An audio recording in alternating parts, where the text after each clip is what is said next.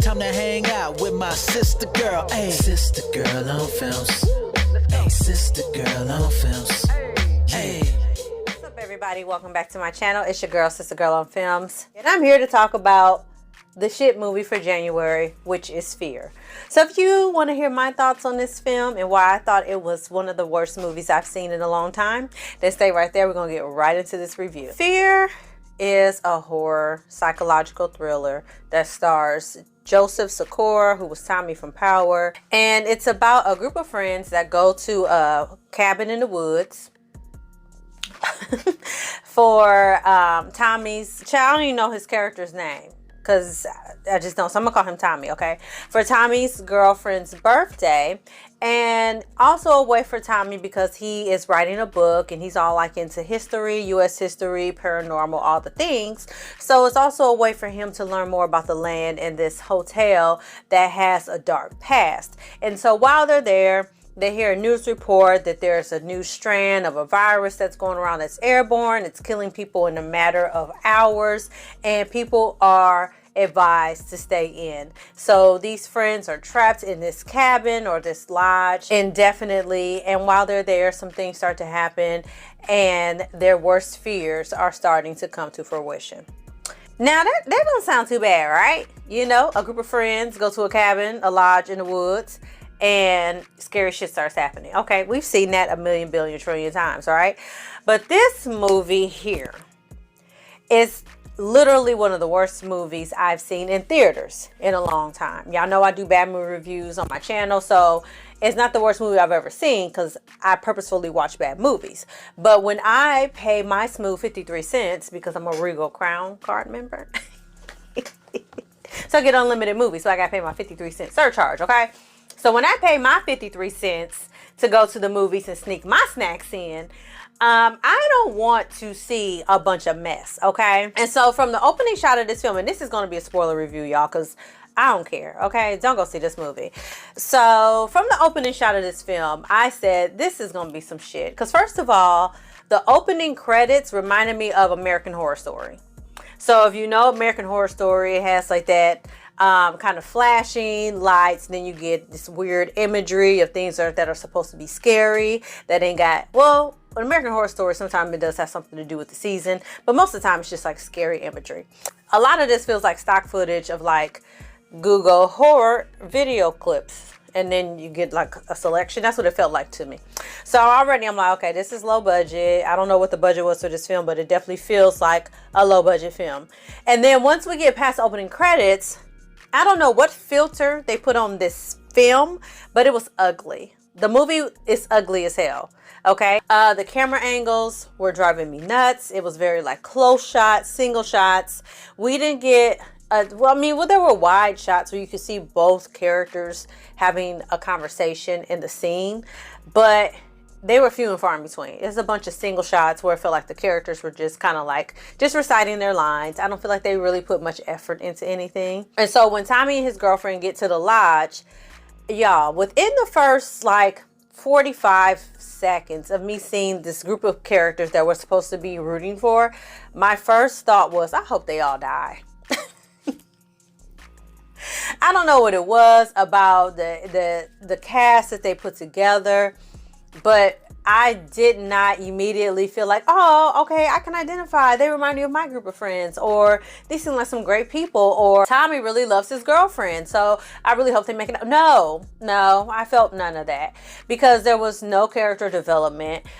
We kind of sort of got a backstory about Tommy and Terrence J and T.I. and how they were friends growing up from Detroit, although T.I. still has his very much Southern Atlanta accent.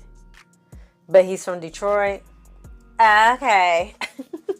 So we got a little bit of background story about them. But the girlfriend, I think her name is Bianca. Bianca, we don't know how her and her friends are friends. We just know those are her girls because she told us they were.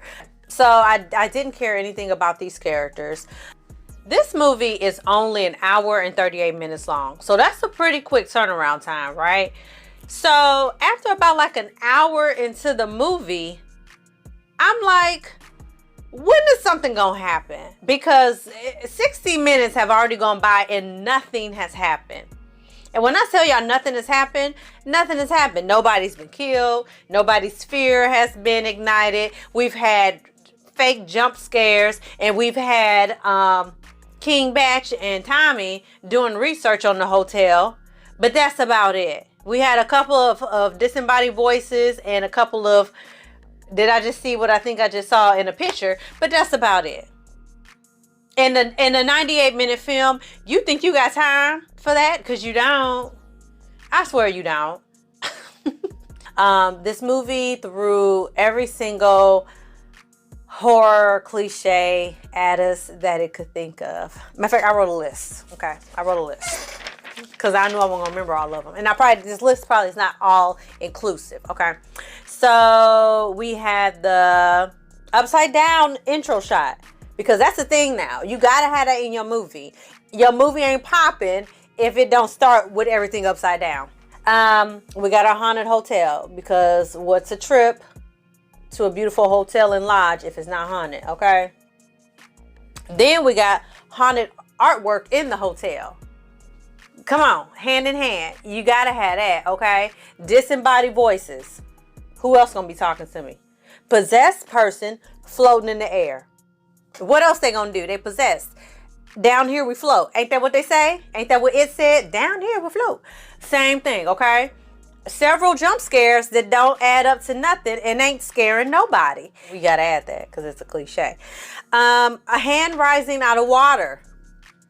You gotta have that. You gotta have you gotta have that. You gotta have the possessed reflection in the mirror, because who is that girl I see standing there staring back at me? Why is my reflection someone I don't know? Mulan. You have to have a Ring or the Grudge type of monster. That has to be our core horror element. Somebody has to climb out of something with their bones breaking and drooling, and they're kind of a grayish color walking towards us, because how else will I know I'm supposed to be afraid of this entity if you don't look like that? You don't look the part, I'm not sold, okay? We got to have a creepy basement, even in a lodge. The whole rest of the lodge is creepy anyway, but add in the creepy basement or a cellar, because of course. And religion. We got to have Jesus. Jesus got to be a part of this. He do.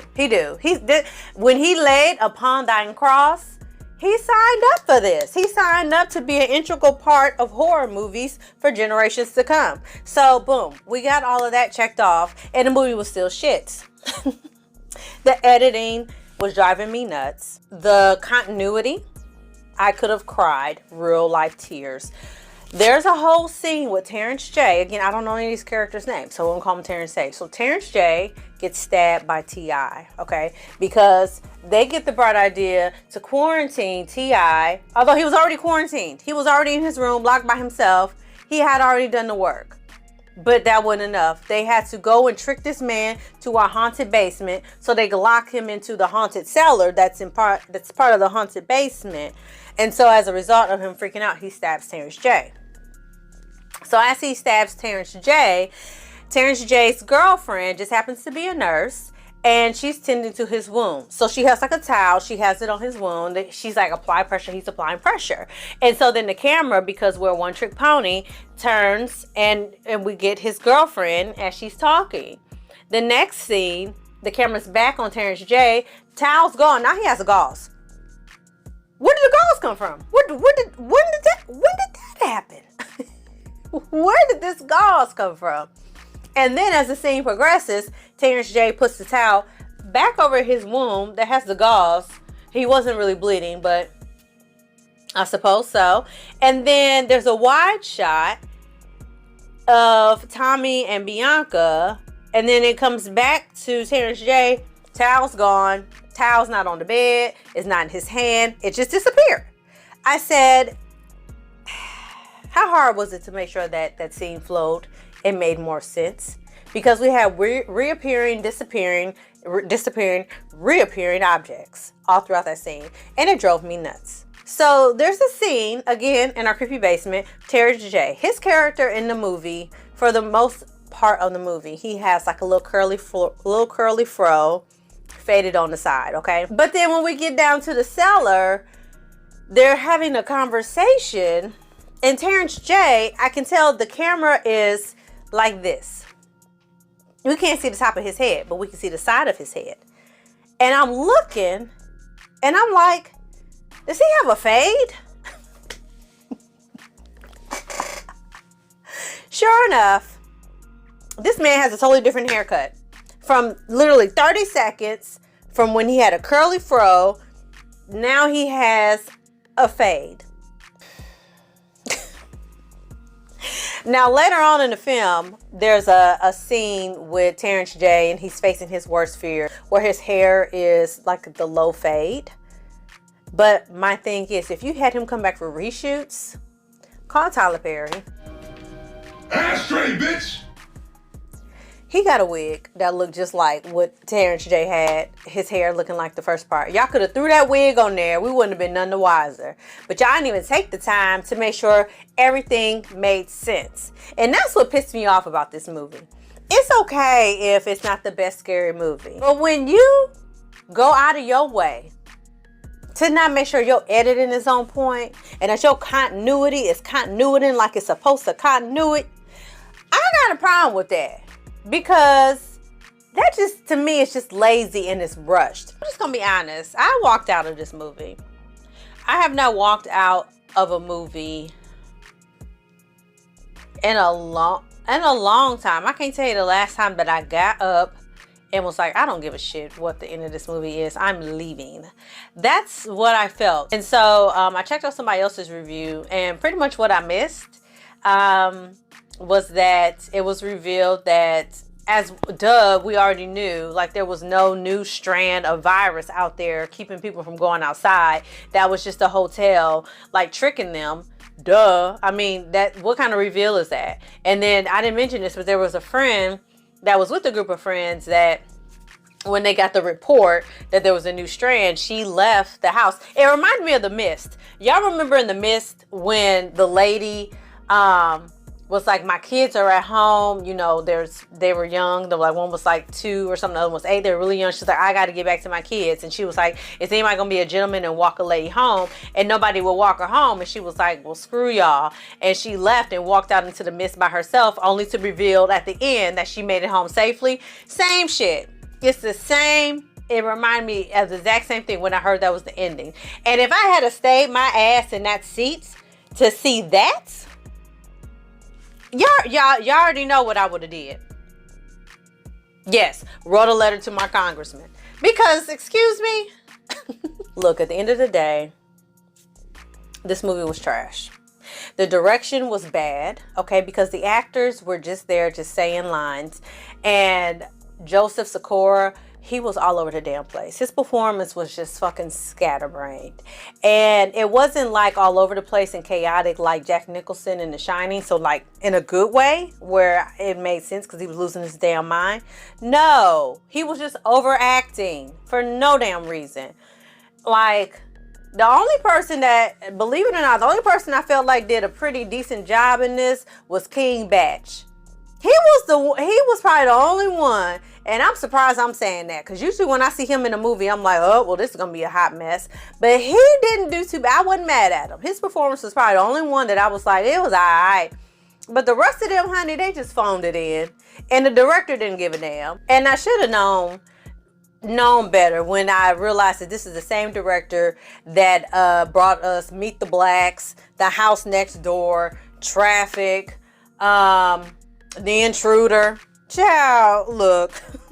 I'm sorry, y'all. This was like a rant. I'm sorry. Don't go see this movie. I mean, the likelihood that it's going to be playing at a theater near you within the next week or two is probably very, very, very, very slim, because they only had 2 show times at the theater that I go to. So, and it came out last weekend. So, don't waste your time. And if you do want to watch it, go with friends. Maybe have some drinks before you go so you can laugh at how ridiculous this movie is. But that will require you to spend money on it. So just wait for it to go on streaming and then watch it with your friends drunk. Save your money. Now, if you want to watch some good horror films that are black led, I am doing Black Cinema all February on my channel, and I just uploaded Spell, which was a pretty entertaining horror film starring Omari Hardwick and Loretta Devine. Watch that. First of all, watch my review. Watch my reaction to it and watch the full movie.